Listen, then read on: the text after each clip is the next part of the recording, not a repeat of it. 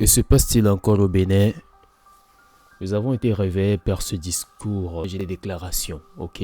Je dis nous avons été réveillés parce que c'est aux alentours de 20 heures, ok? Que cette vidéo est tombée sur une chaîne quelconque. Je vais éviter de citer le nom. Aujourd'hui, 8 décembre 2025, 20h00, heure béninoise. Le cœur lourd, mais l'esprit lucide. Je prends la parole pour dénoncer avec véhémence les dérives d'un régime qui, sous les apparences d'un loup repenti en Ayo en 2016, a plongé notre cher Bénin dans une nuit d'intimidation.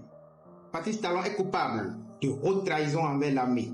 Il sera emporté par cette révolution et l'histoire retiendra pour des générations à venir que c'est la ruse qui l'a tué pendant qu'il était constipé. Soyons unis. Ensemble, nous pourrons bâtir un Bénin nouveau, libre, juste et prospère. Vive la révolution!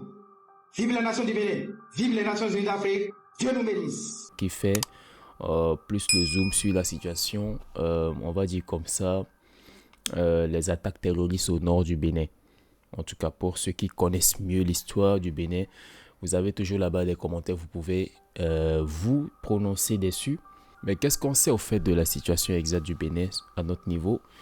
Il y a des attaques aux frontières nord-bénin, ok? Depuis novembre 2021. Et depuis novembre 2021, bien sûr, il y a eu plusieurs morts, ok? Notamment parmi les forces de la défense, les forces de défense et les gardes forestiers. Au nord du Bénin, pour ceux qui ne le savent pas, le Togo aussi vit à peu près la même situation. C'est-à-dire que les terroristes sont en train de lutter, ok, pour déstabiliser bien sûr beaucoup de choses en passant bien sûr par le nord. Vous savez bien sûr que les terroristes c'est plus en tout cas vers le Sahel et tout ça. Mais aujourd'hui la situation, ce qui se passe, c'est surtout ce qui s'est passé hier. Nous remarquons en fait qu'il y a une division un peu timide.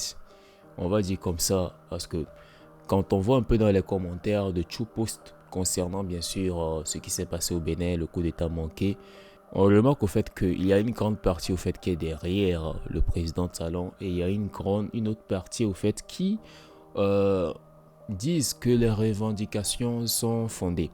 Notamment bien sûr la dernière vidéo qu'on a faite hier, il y a un commentaire qui relate cela. En tout cas, ce qu'on sait de la société ou alors ce qu'on sait du côté social au fait du Bénin, quel est le principal problème au fait, même quand vous allez taper même sur, que ce soit sur Wikipédia ou alors sur Google et tout, on vous dira le principal problème au fait au Bénin, c'est la pauvreté. Une grande partie de la population béninoise vit dans la pauvreté et a un accès limité aux services sociaux de base tels que l'éducation, les soins de santé, l'assainissement, le manque de ressources et des perspectives de croissance économique qui aggravent ces conditions, notamment dans les zones rurales du Bénin. Ok, là on parle de l'extrême pauvreté.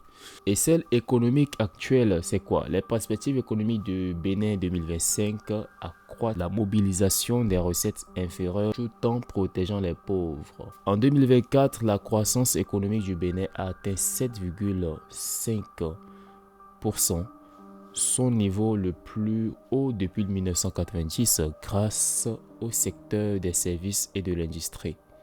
Bon, ça c'est pas moi qui le dis. Allez faire des recherches bien sûr sur Google, vous allez voir en fait vous-même.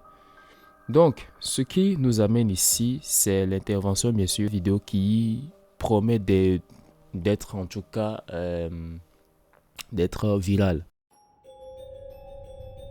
La question qu'on se pose aujourd'hui, est-ce que le timing est bon pour ces revendications? Est-ce que le timing est bon? Pourquoi on le dit? Pourquoi? Parce que Talon lui-même a plusieurs fois, en tout cas dans ses discours, dit que en 2026, il lâche l'affaire. C'est-à-dire que d'autres personnes viendront diriger au fait. Donc on a l'impression qu'une partie, notamment l'armée, craignent au fait un autre mandat.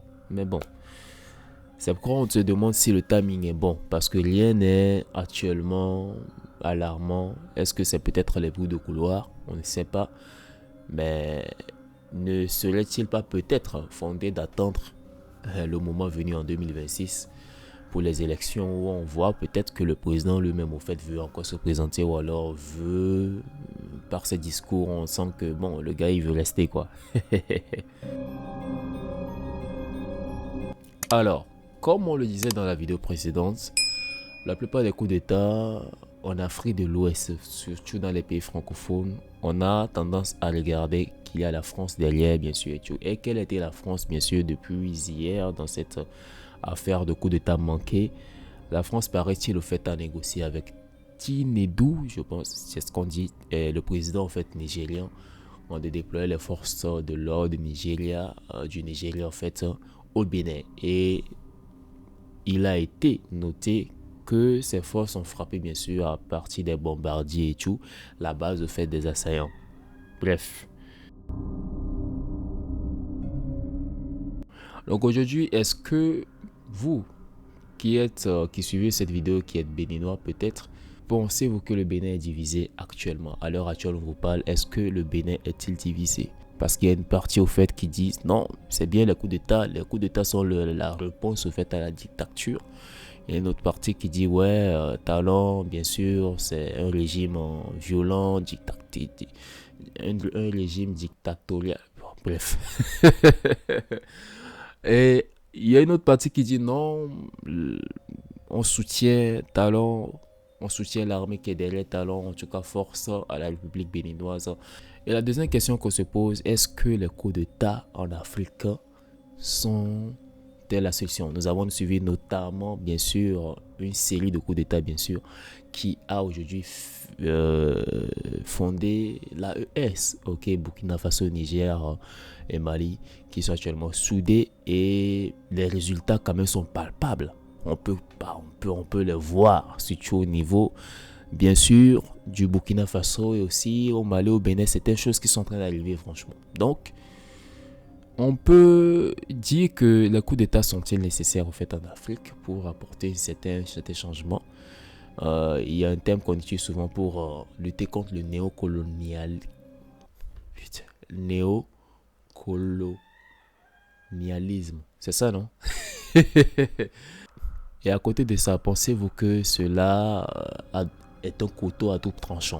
C'est-à-dire que vous savez notamment, bon, je crois pour ceux qui ne le savent pas, le général Bada, ok, le général Bertin Bada qui a perdu sa femme Berthe Bada, donc Madame Berthe Bada qui a rendu l'âme suite à des blessures, ok, lors de l'attaque domicile de son mari. Et paraît-il que sa fille aussi actuellement sous soins intensifs. Franchement, est-ce que ça vaut la peine des coups d'État? Pas, mettez-le en commentaire. En tout cas, ce qu'il y a encore à retenir dans cette histoire, c'est que c'est difficile au fait qu'un coup d'État se passe sans effusion de sang. C'est très difficile, c'est très compliqué. Et bien sûr, il y a eu des coups d'État, franchement, qui sont passés tranquilles. Nous sommes témoins, mais dites-le en commentaire, est-ce que ça vaut la peine? Est-ce que ça vaut le coup? Et c'est tout à faire. Merci de nous avoir suivis. Bien sûr, c'est le Sans Réflexe sur Ovapic Media qui reprend.